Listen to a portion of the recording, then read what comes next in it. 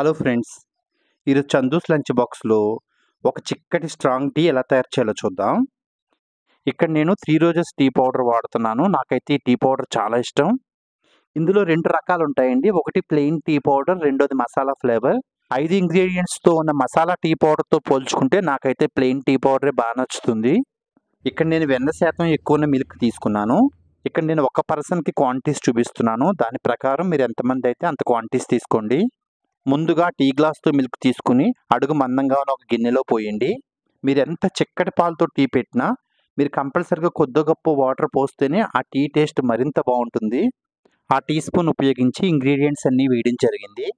ఆ ఒక tea glass పాలకి ఆ టీ స్పూన్తో ఒక full teaspoon tea powder, అలాగే చక్కెర వచ్చేటప్పటికి ఫుల్ టీ స్పూన్ చక్కెర వేసుకుని కొద్దిగా ఎక్స్ట్రా వేసుకోవాలి.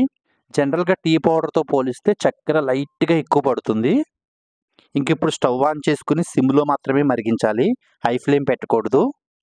అలా మధ్య మధ్యలో గిన్నెని కదుపుతూ ఉంటే అప్పుడు పాలు అడుగంటకుండా ఉంటాయి. ఆ టీ పౌడర్లో ఉన్న ఫ్లేవర్ అంతా కిందకి దిగాలంటే సిమ్లో మాత్రమే మరిగించుకోవాలి. స్టార్టింగే టీ పొడి మరియు పంచదార వేసేస్తున్నాం కాబట్టి మిల్క్ ఫ్రెష్గా ఉండాలి, అలాగే కూలింగ్గా కూడా ఉండాలి. లేదు అంటే పాలు విరిగిపోతాయి. సుమారుగా 5 నిమిషాలు మరిగిన తర్వాత ఇంకా స్టవ్ ఆపేసి ఇప్పుడు వడకట్టేసుకోండి.